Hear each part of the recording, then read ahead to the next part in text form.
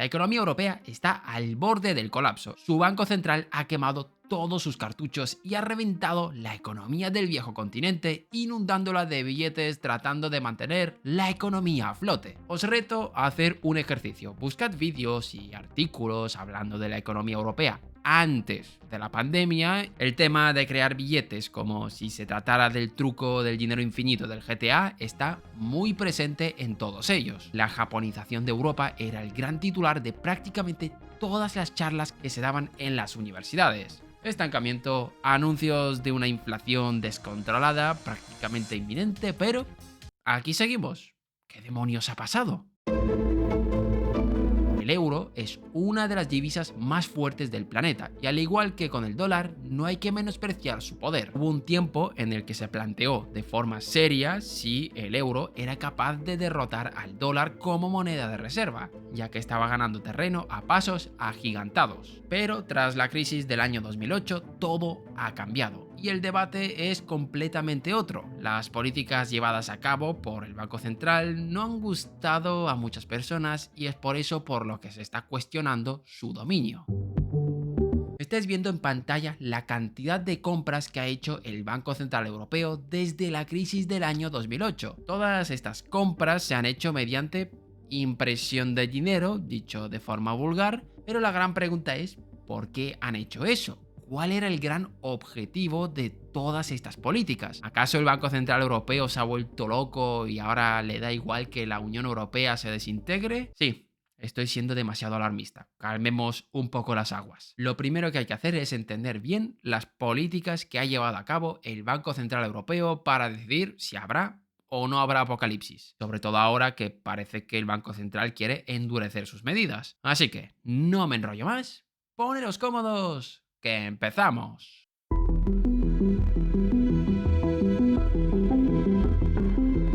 Siempre que hablamos de política monetaria, se nos viene un error a la mente, y es considerar todas las políticas de un banco central como políticas de imprimir dinero. Y sí, en este canal también usamos el término de imprimir dinero, ya que al final es bastante cómodo, pero usarlo tan a la ligera hace que valoremos mal los efectos de las políticas que lleva a cabo el Banco Central. Y que las noticias y diversos creadores de contenido usen este término tan a la ligera tampoco ayuda demasiado. Y sí, estoy tirando piedras sobre mi propio tejado. El problema viene de confundir regalar dinero con prestar dinero. Aquí es muy diferente que tus padres te den 100 euros para salir de fiesta a que te presten 100 euros para salir de fiesta. En un caso eres más rico, en el otro no. Y acabará un momento en el que vas a tener que devolver el dinero que te han prestado. Pues precisamente no saber diferenciar estas dos cosas o no saber las implicaciones que tiene esta diferencia es lo que hace que mucha gente confunda lo que está haciendo el Banco Central.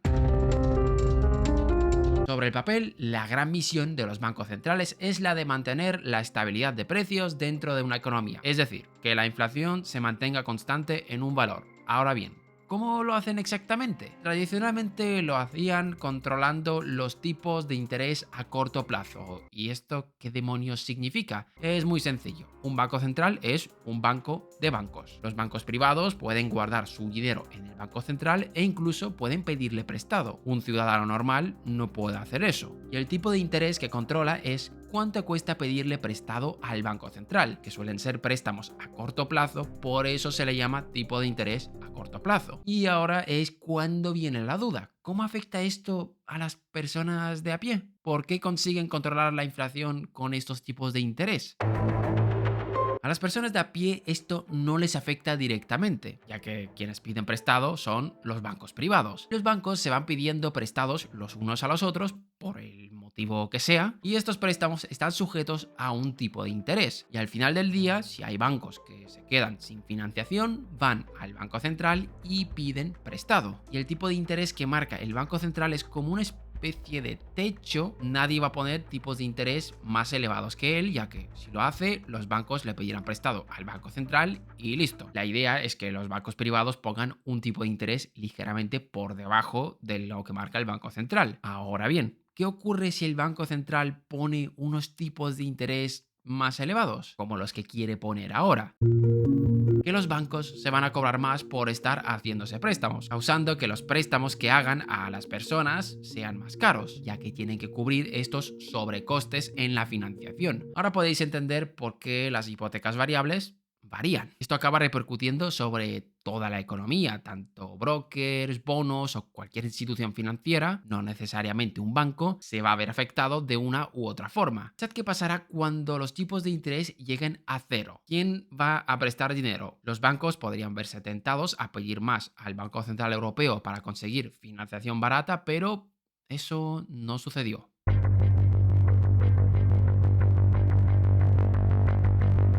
A pesar de hundir los tipos de interés a cero, la economía no repuntaba y los préstamos se estaban estancando. Y aquí es donde entra toda una batería de medidas que pusieron patas arriba todo el panorama europeo, que si las QE, que si las TLTRO, que si las AEPP. En la pandemia se inventaron un par de nombres más. Se hace más difícil aprenderte todas estas políticas que la tabla de tipos del Pokémon. Pero no os preocupéis, que ahora vais a entender de qué tratan todas estas políticas. Cuando los bancos centrales se dieron cuenta de que las políticas tradicionales no estaban funcionando, recurrieron a la conocida como política monetaria no convencional. Una de estas políticas es la conocida vulgarmente como TLTRO, formalmente Targeted Long Term Refunding Operations, pero TLTRO para los amigos. El objetivo de esta política es el de fomentar que los bancos otorguen más préstamos. El Banco Central les concede un préstamo a un plazo mayor al que suelen dar, pero el tipo de interés estará vinculado a lo que hagan los bancos con este dinero. Si el banco mueve ese dinero otorgando préstamos, le saldrá más barato este TLTRO. Es una forma de incentivar a los bancos a prestar más, pero en ningún caso es dinero que se le da a los bancos por la cara y lo tendrán que devolver cuando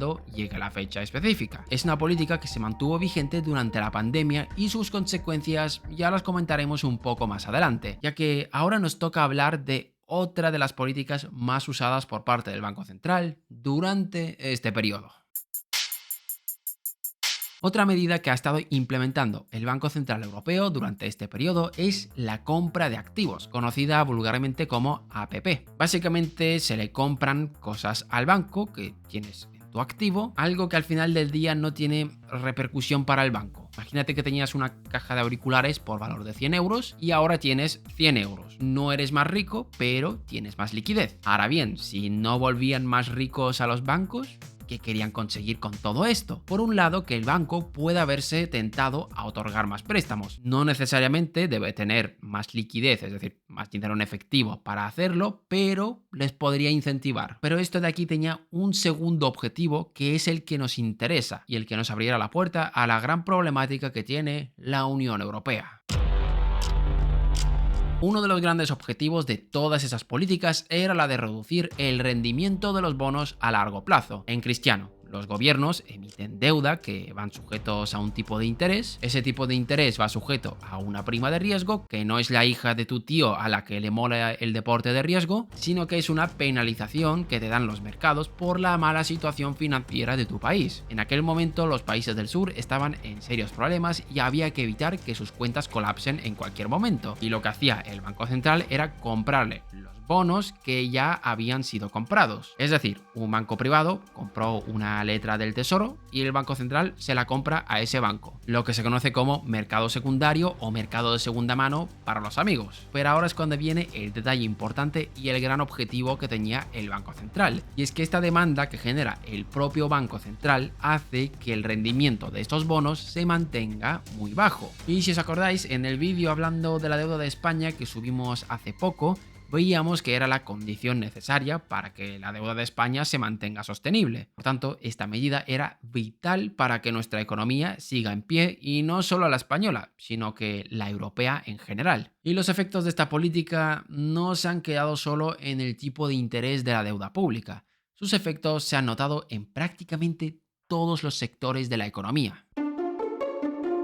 Uno de los objetivos en la década pasada era el de tratar de repuntar la inflación en la zona euro, algo que se consiguió sin mucho éxito, ya que seguía alejada del objetivo, pero bueno, algo se logró. También hubo una depreciación del euro, el cual pasó de cotizar 1,4 por cada dólar al 1,05 actual. Esto generó una mejora de las cuentas comerciales, ya que el superávit comercial de Europa se incrementó porque el euro era relativamente más barato y otros tantos indicadores acabaron mejorando. Ahora bien, sé que muchos os vais a preguntar, bueno, nos estás pintando esto demasiado bonito, ¿no habrá acaso alguna consecuencia negativa que no quieras decir? Sí que hay consecuencias negativas y ahora las vamos a ver.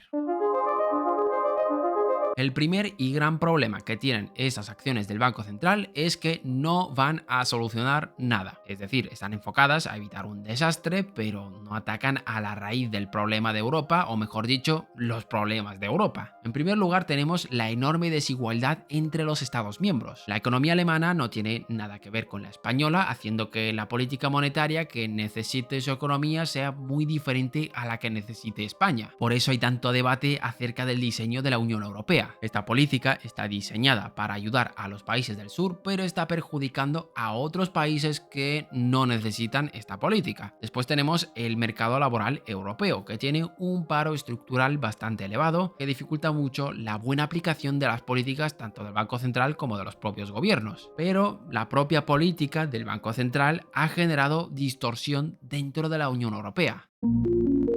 Todas estas políticas han generado lo que conocemos los economistas como problemas de riesgo moral, donde un país no sigue las reglas ya que ya lo hará otro. Los países dejaban de tener incentivos para cumplir con los tratados de Maastricht, ya que el Banco Central Europeo no dejaba de ayudarles. Mientras tanto, el Banco Central Europeo no podía dejar de ayudar a esos países, ya que si lo hacía incumplía su misión de mantener la zona euro estable. Y mientras tanto, el Banco Central Europeo no podía dejar de ayudar a estos países, ya que si no, incumpliría su misión de mantener la zona euro estable. Sí, sé que suena muy paradójico, pero todas esas políticas ultra expansivas han servido para mantener estable la eurozona. Y ahora es cuando llegamos al meollo del asunto. ¿Hasta cuándo puede sostenerse esto? En un vídeo os decíamos que a partir del año 2025 se está planteando reducir las ayudas por parte del Banco Central. Todas estas ayudas tratan de fomentar los préstamos y bajar los tipos de interés, pero generan un peligro, como estar derramando gasolina en la calle. No pasa nada, pero si en algún momento cae una chispa, cagaste. El problema de la excesiva liquidez es que se puede fomentar que en algún momento se hagan demasiados préstamos. Escenario que por ahora no se contempla, pero está ahí. Lo más preocupante es qué pasa con la deuda pública. En estos años la deuda privada prácticamente no ha crecido, haciendo que el sector privado no tenga mucho de qué preocuparse, pero el sector público es el que realmente puede encontrarse frente a un problema si todo esto acaba saltando por los aires. Y aquí es donde el Banco Central Europeo está entre la espada y la pared. Si sube los tipos de interés, puede generar una crisis de deuda, y si mantiene toda esta batería de políticas, seguirá echando más gasolina y rezando para que no salte ninguna chispa que incendie el panorama. Aquí ya como opinión personal, no culpo al Banco Central Europeo de la situación, sino de los estados que no han hecho los deberes y se han aprovechado del esfuerzo del Banco Central. Se ha convertido en un tira y afloja entre los gobiernos y el propio Banco Central. No hay ninguna catástrofe inminente, todo está bajo control, pero seguir haciendo este tipo de políticas te expone a que en algún momento todo esto vaya a caer. ¿Y vosotros qué pensáis? ¿De quién creéis que es la culpa de esta situación? Os leemos en los comentarios, gracias por vernos. Un día más y nos vemos en el próximo vídeo.